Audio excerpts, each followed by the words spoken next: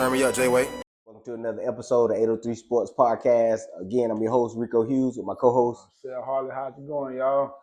Again, how you doing? I'm doing good, man. I'm doing good. It was some good action. Friday Night Lights. Out the gate. Hey. Boy. A lot of reaction. It's a lot to talk about. We're going to get on into it. Let's get to it. Let's get on in it. So, what kind of reactions you got? We got a lot of games going on. Where we want to start at? Let's start. Game of the week. Let's start down the Peachfield. Okay. The biggest game of the week. You called it. I was wrong. I had the Jackets all the way. I take the Jackets almost every year in that game. Hey, Strom Thurmond, gotta show them boys love. They came out there. They was home. That crowd was big. They took care of business. Their defense was on point. Offense ain't look that good, but they did what North Augusta couldn't do. That's take care of the ball. So that was the difference in the game. Turnovers. That it was. But I just saw a different. I don't know. It just seemed like they had something more to prove. First home game, North Augusta coming in. The sanction just came down right before the game, so I think that Thurmond had a lot more to prove coming out. And they had like I say, and it's still on paper look like they had a solid team. Yeah. But I saw from the beginning, like we were talking off camera about the Chapin game. I just didn't see that North Augusta offense was moving the ball as efficient as they should have been. Yeah. And we saw that. You know what I mean? They only got 7 points. Now you take away the kickoff return, which you can't take that off. The kickoff return, that was a big play. Right. Special teams, that's a crucial part of the game. Right. So that kickoff return, we can't take nothing from that. That was a great pass. And the INT, run back for 6. Right. You take them through 14 off the board, it's still 7-7. Yep.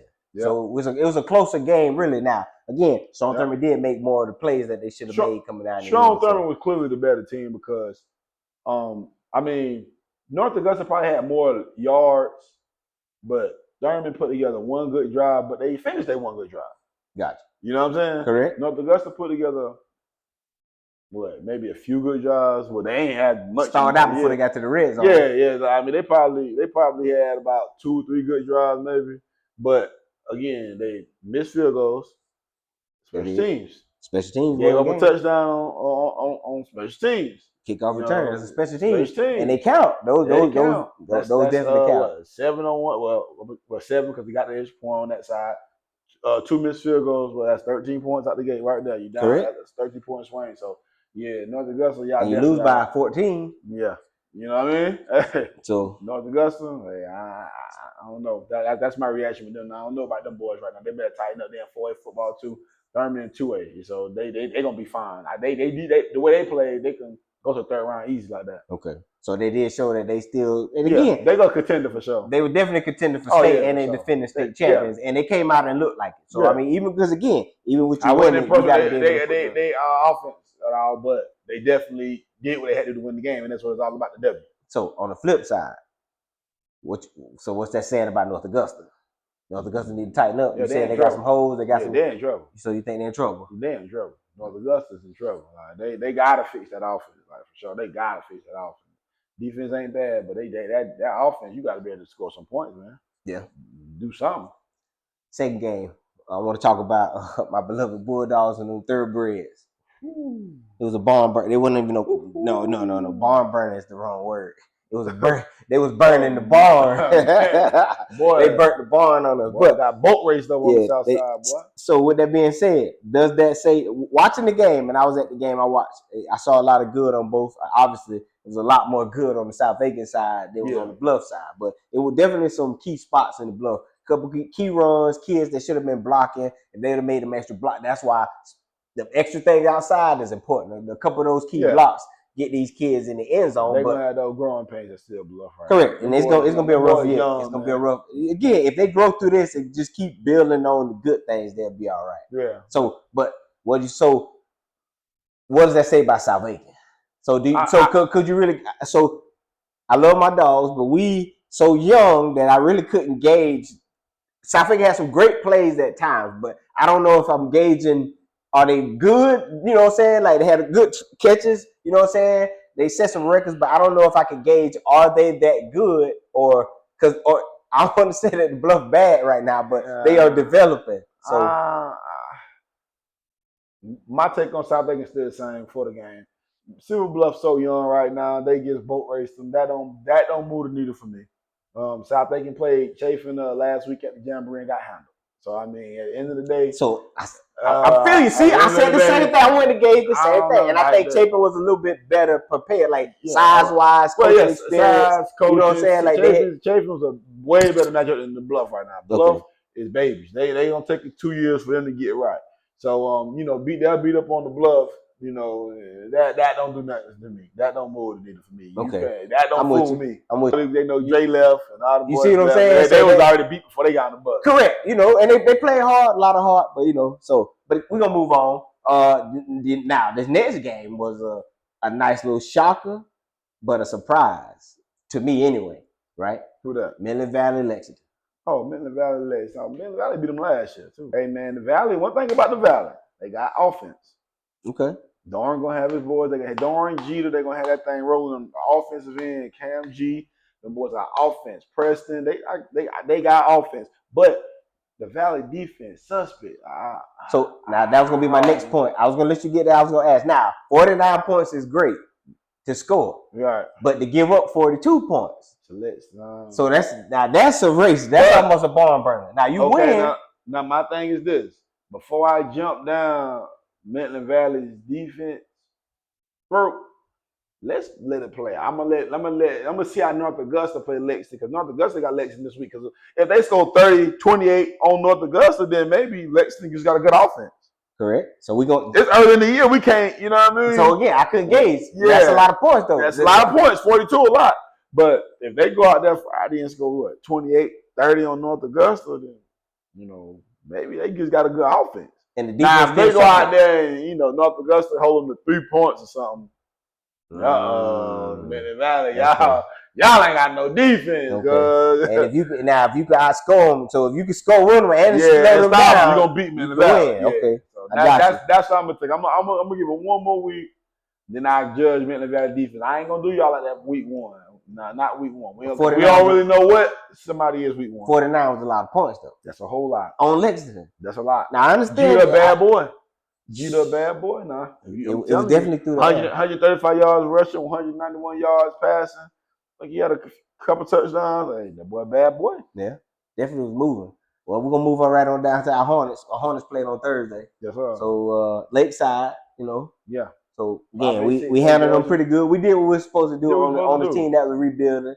So what's your take on? We watched how they played. We watched North Augusta. Mm-hmm. So we got North Augusta. We watched Thurman, right? South Aiken, Midland Valley. So what? I didn't get all eyes on Midland Valley, but I kind of know how they is. I know what they got back. So okay. But from what I seen from Thurman, Aiken, North Augusta, I don't care about no last year before, all that. Aiken highly like the better team, like period. Like it's just the coaching, it's offensive system and stuff organized and all that. Like, bro, North Augusta, they running around all crazy, throwing the ball. All Thurman doing, getting the ball, dropping back, throwing bombs. Like, come on, man. Like that they ain't had no structures, no system, no nothing. If Thurman can't just run the ball right at you and they run a touchdown, all you gonna do is drop back and throw a bomb. Okay. And after that, their offense done. They're gonna punt the ball. Gotcha. That's how he did that last year. That's how we're doing it. You know what I mean? Yeah. He gonna run. That you stop the run, he's gonna throw a bomb. If the bomb there, touchdown. Oh, we good. If it ain't there, they're gonna punt the ball. North Augusta, they would have a lot of drops from their receivers. I wasn't used to watching that. Okay. They struggled in the run game. I wasn't used to, of course they had dough. Yeah. But that's a hell of a loss though. You gotta believe that was a horse. Yeah, that was a hell of a loss. I mean, that was different. And you could tell. Yeah. Tillman got his first, official, like not his first start, but he's officially the man. He ain't got nobody off his back, and he struggled coming out the gate. He did pick it up in the fourth quarter. I think he's gonna play a lot better. Yeah, he picked it up in the fourth quarter. I think he's gonna play a lot better. He outplayed AJ for sure. Like it wasn't even close. And both of them didn't look, but he outplayed AJ for sure. He picked it up in the fourth quarter. But, they to the topic, Thurman offense. Okay. NA offense, now you go to Aiken. Now Aiken been the last few years, right? Correct. Well, you gotta give them their love now. Yeah. But they gonna say, oh yeah, it's Lakeside. Well, we see them do it against Greenwood. Yeah. We see them do it against Darlington. Yeah. We see them do it against Clover. Yeah. We see them do it against Blackwood. Yeah. And we see them beat up on AC Floor. AC Florida just beat White Knoll. Just beat him this week. and listen, I looked down and said, we still like lost? And we was competitive in that game and could have won. Hey, we just gonna lay low, play slow. Okay. We're gonna let them think what they want to think. Okay. But I'm telling you, Allen Cummings a bad boy. He is. Tanner Padgett a bad boy. T. McKenzie a bad boy. And I'm gonna tell you this real quick while I'm on that game, because my offensive line, led by your boy, Big Lex Hughes, he in the middle. They play their ass off. But my thing is, I seen some posts on Facebook where they was like, "Oh, Aiken run game is this, that." The line need to open up more holes. I seen about 2 or 3 posts, and I'm like, Aiken have athletes, the line need to do this. I'm like, oh. First off, I went back and watched the tape. I watched every play 2 times. The line played great. Running back. 1 forced fumble. 1 forced sack. And that came on. That was a coverage sack. And it was the running backs the first half, though. What they were doing, getting the ball instead of pressing the hole, they were bouncing it. As soon as they get the ball, bouncing to the outside like it's rec ball. And you got to get into the gap. You got to press the guy and get what you can get. Get up to the next level. Because our offense so good, our coach, shout out to Pender, man. Hey, CP, what up, dog? Like, hey, he got that thing dialed in. If you can keep him ahead of the sticks on first down, those runs are so critical because you cannot bounce and go to the outside. You can't do it. And then now you put your line in a bad situation where they got a tug because the defense chasing you. Yep. The line don't know you over there. The line thinking you supposed to be up here. Correct. So first thing they gonna do is tug. Yeah. Easy line. Because you supposed to put that foot and go north and south. You feel me? They ain't running. You feel me? They zone blocking. So they gonna naturally tug back. Trying to outrun them. That's an easy. You know what I'm saying? So you putting you doing a disservice to the big uglies up front. Take care of them big uglies. They're gonna take care of you. Now the second half, Darius Walker Jr. understood that. I guess shout out to the coaching staff. I don't know which one of y'all, but y'all sure I seen the difference on the tape. The very first run, he made it his business to stick his nose there, press them guys. Correct. And then and he changed the whole complexion. Because now instead of fighting those negative plays, those first and 20s, first and 19s, first and 18s because of holdings, those first and 20s turn to 2nd down and 4. Manageable yards. 2nd down and 7. 2nd down and 5. I mean, you giving Pender that kind of stuff with Tanner and all that web. His playbook is wide open. His playbook is wide open. He can do whatever he want now. You start getting me 3rd and 11. Come on now. 20. You feel me? 15. These obvious passing. Come on now. I'm stuck. I got to throw a screen. Exactly. Now I'm stuck. I got to gamble on the 3rd. Every run ain't going to go for 100 yards. You just press that gap and we'll live with a 2nd and 8 every now and then.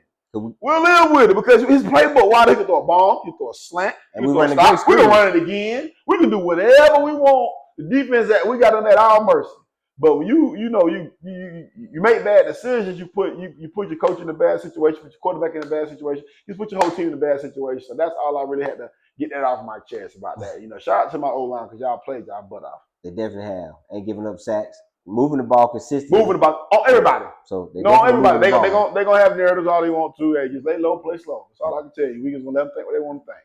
Keep running that ball. That's right. So South Carolina CSRA top 5 for this week. Number 1, I gotta go. My number 1 last week was North Augusta. North Augusta. And Thurman did beat North Augusta, so I gotta show love to Thurman. So I gotta go Thurman 1. They earned it, Correct. They earned it. Bamberg, I gotta keep them at 2. I got Aiken right there at 3. I got Midland Valley at 4, and I got South Aiken at 5.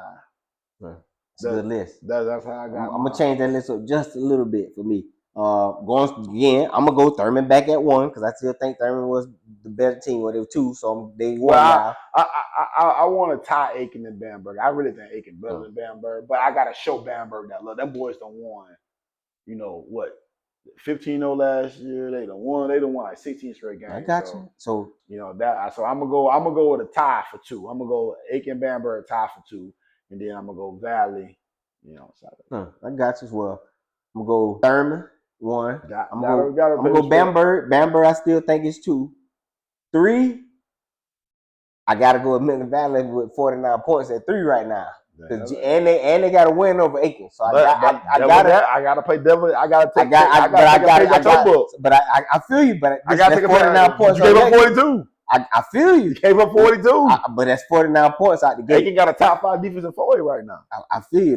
But again, I gotta go to Valley at 3. Okay. I still gotta go. I gotta take North Augusta at 4. Even though they did lose, I still think North Augusta is talented. So I'm gonna take North Augusta at 4, and I'm gonna take my Hornets at 5. I still think my Hornets should be at 5. So at that 5 spot, it's a toss up between Aiken and South Aiken, because again they won and it's still 59. So that fifth gonna be a tie for me at that. But right now the Valley is. I think the Valley is. But again, South Aiken beat them right. So I gotta go with the wins, right? So South Aiken beat my Hornets last year. But that was last year. I get you. I got you. But I got it. It's 26 rankings. You're right. And they got 59 points. You know what I'm saying? Or 55 or whatever. You know. So all my dogs. So I got to give them the edge on that though. So, but I don't. So I'm gonna give. I still think Aiken better. I'm gonna go with 5 for Aiken though. But that'll be mine. So Thurman. So Thurman, Bamberg, Millen Valley, North Augusta, and Aiken, South Aiken. That's where I'm gonna be at on this. But I mean, South Aiken and Aiken got. I said that I've been on record saying this since spring.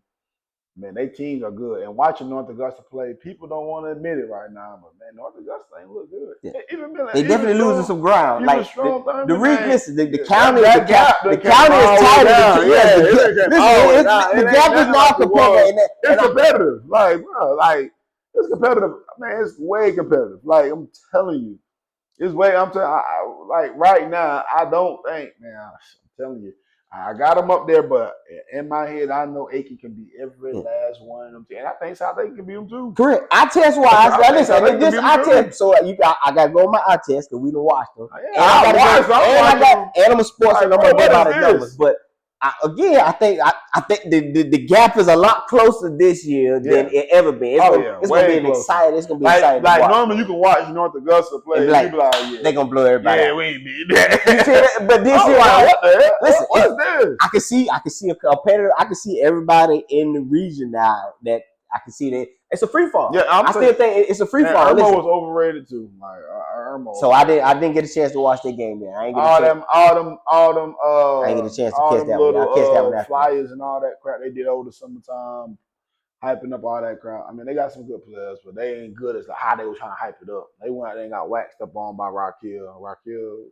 So I figured Raquel been solid, you know. They're solid. Yeah. I feel. They ain't solid. I mean, anybody ain't gonna beat Irmo now. Anybody ain't gonna beat him. But I'm just saying, like, but I figured the way they hyped them up, you would think they was gonna just come through like Bernie Mac when he got off the train. So that people when they get in. So you know, they beatable now. You know, if you got your stuff together, you ain't scared. You come in there, you play your game. You know what you're doing. You know what I'm saying? So they got chinks in the armor. They ain't no bear. So they got chinks in the armor. Yeah. You can do your little something. I got you.